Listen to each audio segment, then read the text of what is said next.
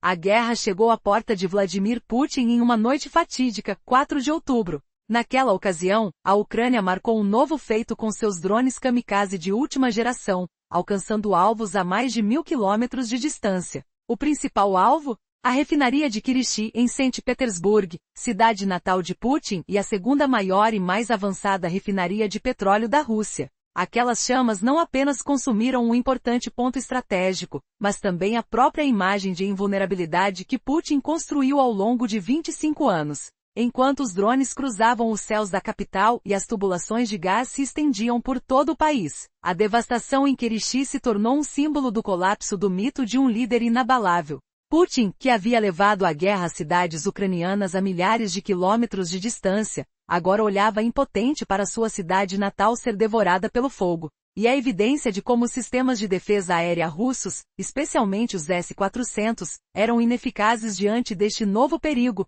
caiu como um golpe adicional. Para entender como esse ataque provocou uma crise de combustível na Rússia, é crucial reconhecer a importância da refinaria atacada. A refinaria de Kirishi, situada a apenas 150 quilômetros de Saint Petersburg, não é um simples conjunto de tanques. É um gigante da infraestrutura energética russa, capaz de processar anualmente 15 milhões de toneladas de petróleo. Isso representa 5,4% do total de capacidade de refino do país, sendo a maior produtora da região central da Rússia. Esse único local responde por uma proporção significativa do combustível necessário para um vasto território que se estende por 11 fusos horários. O que realmente a torna um alvo estratégico não é apenas seu tamanho, mas a qualidade e importância dos produtos que produz. Kirishi não lidava com gasolina comum, era um centro vital para produtos de alto valor agregado, imprescindíveis para a maquinária de guerra moderna e para a sociedade industrial. Produzia diesel de padrão Euro 5, essencial para os veículos de combate e, crucialmente, abastecia a Força Aérea Russa com combustível para caças modernos. Esse ataque não se tratava apenas de paralisação de carros civis, mas de deixar tanques na linha de frente sem combustível e tornar uma coluna militar em meio ao inverno uma pilha de metal congelada. Possuída pela Rosneft e Gazprom, a refinaria não era apenas um alvo econômico, era um golpe direto no coração do regime. As análises independentes revelam que a operação de estrangulamento energético iniciada pela Ucrânia já desativou até 38% da capacidade de refino da Rússia. A perda de uma instalação do porte de Kirishi teve um efeito multiplicador, potencialmente transformando uma crise de combustível em um colapso catastrófico tanto para o exército quanto para a população civil. A guerra de Putin, até então distante, agora refletia uma realidade alarmante na porta de sua própria cidade. Como responder a esse desafio? A urgência levaria Moscou a criar um sistema de defesa ao redor de suas instalações críticas, numa tentativa quase desesperada de proteger sua infraestrutura. Mas essa tarefa parecia insuperável para um sistema que já enfrentava graves perdas na linha de frente, e esse estremecimento criaria novas oportunidades para um contra-ataque ucraniano. A partir de agora, mais refinarias e centros de abastecimento seriam alvos prioritários. O objetivo? Impedir que a máquina de guerra de Putin se mova, transformando uma ameaça em um verdadeiro colapso na alma da Rússia. No Distrito Federal Central da Rússia, uma única instalação tem um papel crucial no abastecimento de combustível do vasto país, que se estende por 11 fusos horários. No entanto, o que torna a instalação de Kirishi um alvo prioritário não é apenas seu tamanho, mas também a qualidade e a importância estratégica dos produtos que ela gera. A perda dessa gigantesca refinaria pode transformar a atual crise de combustível em um desastre catastrófico, afetando tanto as forças armadas quanto a população civil. A refinaria de Kirishi não produzia gasolina comum ou óleo diesel. Era um centro de produtos de alto valor agregado, fundamentais para a máquina de guerra moderna e para uma sociedade industrial. De acordo com dados da própria instalação, Kirishi se destacava como um dos principais produtores do diesel de alta qualidade, padrão Euro 5, essencial para os motores de precisão dos modernos tanques e veículos blindados, como o T-90M, que são a espinha dorsal do exército russo. Além disso, fornecia uma parte significativa do combustível de aviação vital para caças contemporâneos da Força Aérea Russa,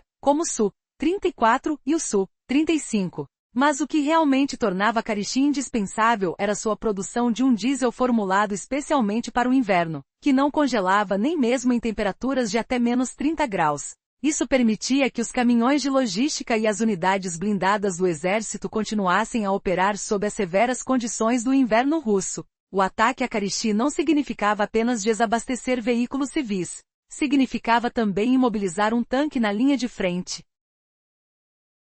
deixar um caça no ar sem combustível e transformar um comboio militar no meio do inverno em uma pilha de metal congelado. A propriedade da instalação reforçava ainda mais sua importância estratégica.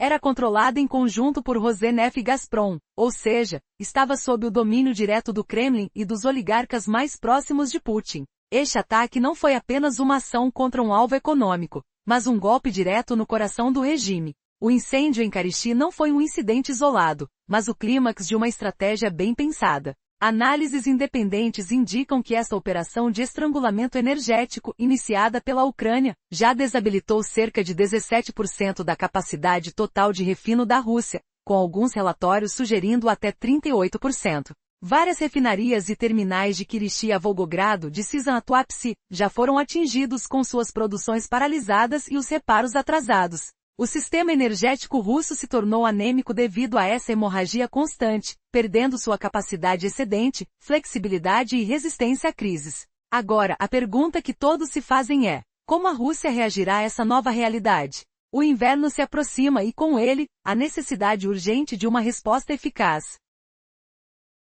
A situação na Rússia está se deteriorando rapidamente. As recentes investidas a refinarias e terminais de Kirishi a Volgogrado, de Sysantwapsi, desestabilizaram a produção e atrasaram os reparos. O sistema energético russo já estava debilitado, perdendo sua capacidade de reserva, flexibilidade e resiliência em meio a esta constante hemorragia. A crescente crise de combustível transformou-se numa ameaçadora calamidade, capaz de desmoronar tanto a estrutura militar quanto a vida da população civil. Com a perda de uma instalação gigantesca como Kirishi, o impacto é ainda mais devastador. Este ataque não pode ser analisado isoladamente.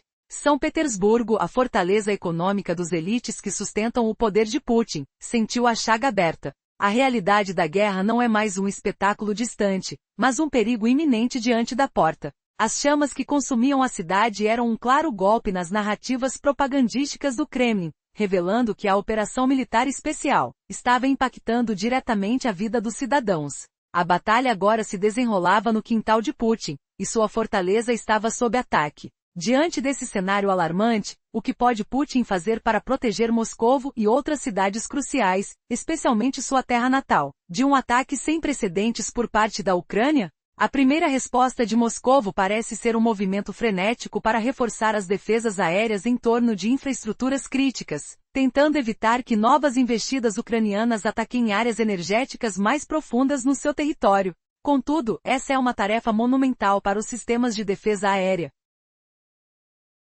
que já sofreram perdas catastróficas na frente ucraniana. Com os sistemas que defendiam a capital agora puxados da frente devido a ataques de drones em Moscovo, a Rússia terá que retirar essas defesas do campo de batalha para proteger refinarias e instalações energéticas no interior do país. Isso enfraquecerá ainda mais a linha de frente, criando novas oportunidades para os ucranianos.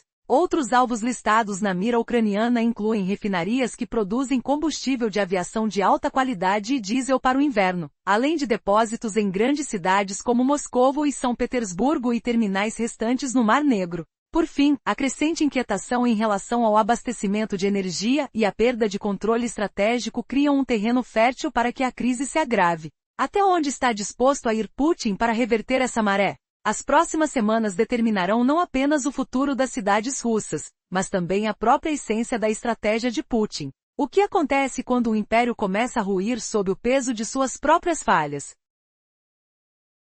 A situação é alarmante para a Rússia, pois a Ucrânia continua a sua estratégia de ataque. Os alvos agora incluem refinarias que produzem combustíveis de alta qualidade, como o combustível de aviação e o diesel de inverno. Armazéns em cidades-chave, como Moscou e São Petersburgo, e terminais na costa do Mar Negro estão na mira. O objetivo é paralisar completamente a infraestrutura energética da Rússia, deixando a máquina de guerra de Putin sem combustível e provocando um colapso total, tanto nas frentes de batalha quanto na retaguarda. Em resposta, a Rússia poderá tentar aumentar o transporte de combustível por via ferroviária e rodoviária. No entanto, isso também transformaria esses movimentos em novos alvos para os mísseis de longo alcance da Ucrânia e ações partisans. Nunca antes a Rússia percebeu o quão frágil é seu sistema, edificado sobre barris de petróleo. À medida que o inverno se aproxima, a duração deste alerta máximo dependerá não só dos sistemas de defesa, mas também da viabilidade dos cronogramas de reparo e da administração pública.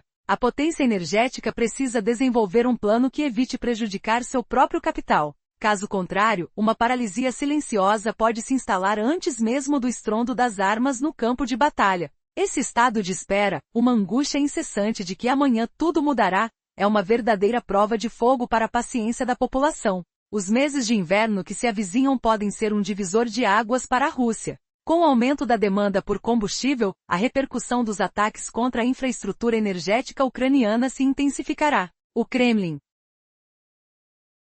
aterrorizado pela crescente crise, buscará reabastecer suprimentos com novas medidas. Esse não é apenas um problema na cadeia de suprimentos. É uma evidência clara de como a ilusão de autossuficiência de uma superpotência foi despedaçada por um golpe em seu coração industrial. A operação de estrangulamento energético iniciada pela Ucrânia, ou por militantes dentro da Rússia, agora adentrou uma nova fase extremamente perigosa, que desafia não só a capacidade de produção de combustível da Rússia, mas também suas relações com os aliados mais próximos. No cerne da crise no Kremlin, o nome se destaca como solução evidente: Minsk. A Bielorrússia não é apenas o parceiro mais fiel da Rússia dentro da União, mas abriga refinarias gigantes e ainda operacionais, remontando à era soviética. No papel, a solução parece simples: que a Rússia envie o petróleo bruto, que não consegue processar, para a Bielorrússia e que esta o refinasse, atendendo à demanda urgente por diesel e gasolina. Mas ao se deparar com a realidade geopolítica que vem se transformando nos últimos meses, esse plano se revela mais complicado do que parece.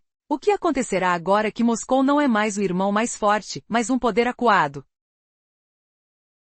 Resumo da parte anterior: em meio à crise, a Rússia considerou a Bielorrússia como a solução mais viável. Esse país, parceiro fiel dentro da União, abriga refinarias de petróleo que ainda estão operacionais desde a era soviética. No papel, a solução parecia simples. Texto reescrito: Moscou deveria enviar o petróleo bruto que não conseguia processar para a Bielorrússia, enquanto este país deveria refinar o óleo para atender às necessidades urgentes da Rússia de diesel e gasolina. Contudo, esse plano simples chocou-se com a dura realidade geopolítica que se alterou nos últimos meses. As primeiras ligações apressadas de Moscou a Minsk deixaram de soar como ordens de um irmão mais velho para um caçula. Tornaram-se gritos desesperados de ajuda de uma potência acuada a outra que também enfrenta um abismo. Alexander Lukashenko agora via essa chamada como uma oportunidade arriscada para sua própria sobrevivência política. O regime de Minsk estava preso em um dilema duplo. Em um lado, as refinarias da Bielorrússia estavam na mira dos drones ucranianos, tornando sua segurança energética vulnerável. Por outro lado, a economia bielorrussa sufocava devido ao fechamento da fronteira polonesa. Lukashenko estava, então, se envolvendo em uma diplomacia secreta com o Ocidente, esperando o afrouxamento das sanções em troca da libertação de prisioneiros políticos. Para a Rússia intervir plenamente e resolver a crise de combustível, seria um suicídio político para Lukashenko. Assim, as refinarias bielorrussas se tornariam alvos primários para a Ucrânia, arriscando mais sanções ao perturbar sua delicada relação com os aliados ocidentais. Dessa forma, a resposta de Minsk se mostrará evasiva e cheia de rodeios, oscilando entre um sim e um não. É claro que os irmãos russos seriam ajudados, mas com desculpas sobre capacidades técnicas e prioridades do mercado interno. O fluxo de combustível que Moscou aguarda pode nunca se concretizar. Qualquer ajuda potencial de Minsk pode ser apenas um pequeno curativo sobre uma ferida, em vez de um torniquete para os vazamentos que a ameaçam. Essa situação revela a Putin a dura verdade: até mesmo seu aliado mais fiel não se jogará nas chamas por ele, enquanto seu próprio navio começa a afundar. Imersão na narrativa: imagine a tensão em uma sala escura, com telefones tocando e vozes ansiosas murmurando, o odor do pânico permeando o ar. O que acontecerá com essa estratégia? O destino de ambos os países está agora entrelaçado em uma dança de desespero. Conseguirão eles se salvar ou serão consumidos pelas chamas da guerra? A resposta é incerta. A situação revela um quadro alarmante para Vladimir Putin. Até mesmo seus aliados mais fiéis hesitam em lançar-se nas chamas do conflito, especialmente quando suas próprias embarcações estão começando a afundar. Diante desse cenário, fica evidente a complexidade da estratégia da Ucrânia voltada para a infraestrutura energética da Rússia. Não se trata apenas de desmantelar a capacidade de produção de combustível dos russos. A abordagem ucraniana também busca aprofundar o isolamento político do Kremlin, fazendo com que a Rússia pareça ineficaz, vulnerável e dependente, até mesmo aos olhos de seus mais próximos parceiros. Neste momento, nem as armas nucleares nem a propaganda conseguem alterar a dura realidade provocada pela falta de suprimentos energéticos. O que isso significará para o futuro de Putin e sua regime? A batalha não se limita apenas aos campos de guerra. É uma luta pela sobrevivência em um mundo em que a energia se tornou a chave para a vitória ou para a derrota.